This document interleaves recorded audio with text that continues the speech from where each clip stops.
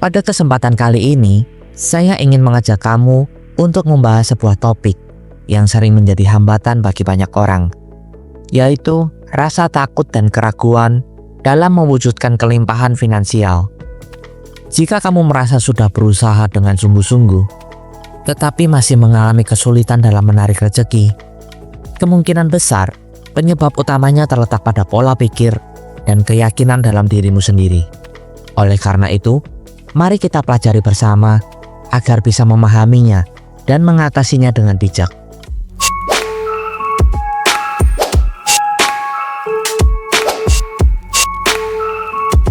Pernah nggak kamu merasa takut, berharap terlalu besar? Aku pernah, dan ternyata rasa takut itu justru jadi penghalang terbesar dalam manifestasi. Pikiran bawah sadar kita merekam perasaan takut sebagai sinyal bahwa hal itu mustahil. Contohnya, saat aku ingin mencapai penghasilan 2 kali lipat, aku malah sering merasa, mana mungkin? Dan pikiran itu menutup peluang. Keraguan kecil itu dapat menghancurkan impian besar. Mungkin kamu sudah menulis afirmasi, sudah melakukan visualisasi, tetapi di dalam hati masih ada suara kecil yang berbisik. Apa ia bisa ya? Suara kecil itulah yang perlu dibereskan terlebih dahulu. Aku sendiri mengatasinya dengan journaling, menuliskan semua keraguan di atas kertas, lalu menuliskan kalimat positif untuk melawan setiap keraguan tersebut. Cara ini sederhana, namun sangat kuat dampaknya. Namun, keraguan tidak datang begitu saja. Seringkali, ketakutan muncul dari trauma masa lalu. Mungkin dulu kamu pernah kehilangan uang, mengalami kerugian, atau pernah merasa serba kekurangan. Pikiran-pikiran itu tertanam dan menetap hingga hari ini. Aku pun pernah mengalami hal yang sama. Takut memulai bisnis karena pernah gagal. Tetapi aku belajar memahami bahwa kegagalan bukanlah akhir, melainkan pelajaran berharga. Setiap kali rasa takut muncul, aku berkata dalam hati, itu hanya memori lama. Sekarang aku adalah pribadi yang baru. Selain itu, aku juga menyadari bahwa fokus pada kekurangan hanya akan memperbesar kekurangan itu sendiri. Dahulu, aku sering dihantui rasa khawatir, selalu menghitung-hitung, takut uang akan habis. Semakin aku fokus pada kekurangan, hidup terasa semakin sempit. Akhirnya, aku memutuskan untuk mengubah fokus. Setiap kali pikiran negatif muncul, aku langsung mengalihkan dengan kalimat, aku bersyukur sudah memiliki ini dan itu. Rasa syukur ternyata membuka pintu rezeki yang jauh lebih besar. Dalam proses ini, aku juga belajar bahwa kata-kata memiliki kekuatan. Tanpa sadar, dulu aku sering berkata, aku tidak punya uang, atau aku tidak sanggup. Kini aku menggantinya dengan kalimat yang lebih membangun, seperti, aku sedang dalam proses menuju kelimpahan, atau uang datang kepadaku dengan cara yang mudah. Jangan pernah remehkan energi dari setiap ucapanmu, karena kata-kata membentuk kenyataan. Selain kata-kata, visualisasi juga memegang peranan penting, dan bukan hanya membayangkan, tetapi benar-benar merasakan. Dulu aku hanya membayangkan memiliki banyak uang, tetapi tidak pernah benar-benar merasakannya. Sekarang, aku mempraktekkan visualisasi dengan sepenuh hati. Aku membayangkan sedang memegang uang itu, merasakan teksturnya, mencium aromanya, dan menghitung lembarannya. Rasakan seolah-olah sudah memilikinya, bukan sekedar berangan-angan. Namun, setelah semua upaya afirmasi, visualisasi, dan rasa syukur dilakukan, aku juga belajar bahwa melepaskan jauh lebih kuat daripada memaksa. Banyak orang termasuk aku dulu, terus-menerus memikirkan hasilnya, bertanya-tanya, kapan manifestasi akan datang? Padahal, ketika kita terlalu cemas, semesta menangkap sinyal kurang percaya.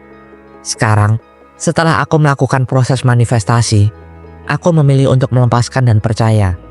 Aku fokus berkarya, sambil membiarkan semesta bekerja dengan caranya sendiri. Tidak kalah penting, aku menyadari bahwa lingkungan sangat mempengaruhi cara berpikir kita. Jika di sekelilingmu banyak orang yang mengeluh dan berpikiran negatif tentang uang, cepat atau lambat kamu akan tertular. Aku mulai menjauh dari energi negatif tersebut, memilih bergabung dengan komunitas positif, mendengarkan podcast tentang kelimpahan, dan semua itu perlahan mengubah pola pikirku menjadi lebih sehat dan optimis. Selain lingkungan, aku juga belajar bahwa uang menyukai energi yang ringan dan bahagia. Ketika aku stres dan panik, rasanya rezeki menjauh. Sebaliknya, ketika aku santai dan menikmati proses, rezeki justru datang dengan cara yang tidak terduga. Aku pernah mengalami saat sedang santai berjalan-jalan, tiba-tiba ada klien yang mengirimkan pembayaran tanpa aku follow up. Dari situ aku tahu, belajar santai itu juga bagian dari kunci manifestasi. Lebih jauh, aku menemukan bahwa membantu orang lain ternyata mempercepat manifestasi. Aku pernah mencoba untuk berbagi dengan ikhlas, baik dalam bentuk sedekah kecil maupun membantu teman tanpa pamrih. Hasilnya selalu ajaib. Balasan yang datang jauh lebih besar dari yang aku berikan. Energi yang kita beri selalu kembali, bahkan berkali-kali lipat. Namun, semua teori dan pemahaman tidak akan berarti tanpa tindakan. Tindakan kecil jauh lebih baik daripada kekhawatiran besar. Dulu, aku terlalu banyak berpikir dan meragukan, tetapi minim tindakan. Kini aku memilih untuk melangkah perlahan, mulai dari membuat konten, menawarkan jasa, belajar hal baru, dan terus bergerak. Sedikit demi sedikit, semesta merespon dengan peluang yang datang satu persatu. Dan akhirnya, aku belajar untuk selalu mengevaluasi, bukan menghakimi diri sendiri. Jika manifestasi belum terjadi, bukan berarti aku gagal. Aku belajar, melihat apa yang masih perlu diperbaiki. Mungkin aku kurang konsisten, mungkin masih ada keyakinan negatif yang tersisa. Aku mencatat, memperbaiki, dan mencoba lagi dengan semangat yang baru. Karena manifestasi adalah perjalanan, bukan garis akhir. Jadi teman-teman, kesimpulannya, ketakutan dan keraguan itu wajar, tapi jangan dipelihara. Kenali, hadapi, dan ubah dengan tindakan yang nyata. Mulai dari pikiran, kata-kata, perasaan, sampai tindakan kecil setiap hari. Aku yakin, kalau aku bisa, kamu juga pasti bisa. Terima kasih sudah menonton video ini hingga akhir. Jangan lupa tulis di kolom komentar, langkah apa yang paling kamu butuhkan untuk mulai mengatasi ketakutan dan keraguan dalam manifestasi uang. Sampai bertemu di video selanjutnya. Terima kasih sudah mendengarkan video kali ini hingga akhir. Jika kalian ingin berbagi pengalaman hidup kalian, dan mungkin hanya sekedar berkeluh kesah tentang kehidupan, kalian bisa komen di bawah video ini. Dan saya akan dengan senang hati menjadi pendengar dan rumah bagi kalian yang membutuhkan seseorang untuk mensupport kalian. Dan sertakan hashtag "Saya ingin hidup lebih bahagia" di setiap komen kalian. Sampai bertemu di video selanjutnya. Tuhan memberkati.